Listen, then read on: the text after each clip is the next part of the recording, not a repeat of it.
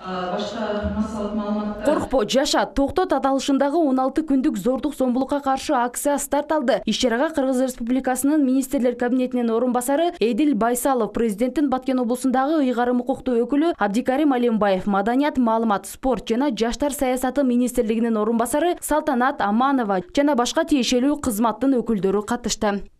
Чек ара жаңжалдардын жөнгө салууда, анын кесебетинен келип чыккан орчундуу маселелерди чечүүдө, жабыр тарткан адамдарга жардам берүүдө, эвакуация маселелерин жөнгө салууда, гуманитардык жардамды таркатууда, деги эле жаңжал чыккан аймакта тынчтыкты орнотууда баткендик аялдардын, эжеке карындаштарыбыздын ролу жеткиз, баа жеткиз.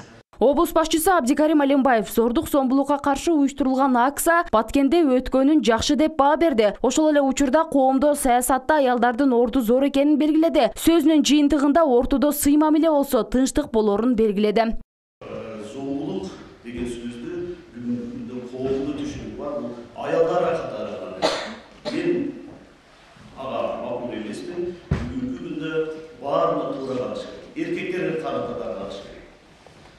Биздин аялдар бүгүнкү күндө баары мына гендердин теңешүү менен да жашап келе жатат. Ошондуктан жанагы айткандай аялдарды кор кылбагыла деген сөздү дагы ордуна мен ойлойт. Бири-бириңерди сыйлагыла деп. Эмгек, социалдык камсыздоо жана миграция министринин орун басары Жаңыл Алыбаева зордук зомбулук боюнча мамлекеттик деңгээлде иштер жакшы жүрүп жатканын айтат. Ошол эле учурда аялдар жана балдар зордукка кабылган учурда республикада 17 кризистик борбор бар экенин айтты. Жерлерде 470 туруктуу комитеттер иш алып барууда. Ушул жылда биз мамлекеттик социалдык заказын алганда конкурс жарыяладык.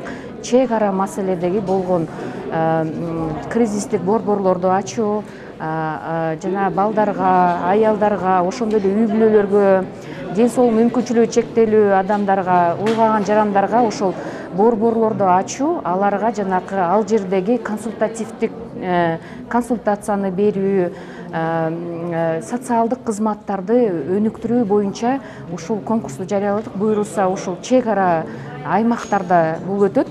Өлкөнүн айрым аймактарында калк арасында жүргүзүлгөн сурамжылоонун алкагында аялдардын 69% жана эркектердин 75% аял үй бүлөсүн сактап калуу үчүн зомбулукка чыдап жүрө бериши керек деп эсептешери аныкталган. Анткени менен үй бүлөнү сактап калууда аял эркек жашы кары деп бир жатка басым жасабай, коомчулук ар тараптуу бирдикте аракет кылуу менен очок отун өчүрбөөгө тийиш деген пикирин билдиришет адистер. Ошондой эле адистер акыркы учурда өлкө боюнча зордук зомбулук жалпы 4,3%га өскөнүн маалымдашат.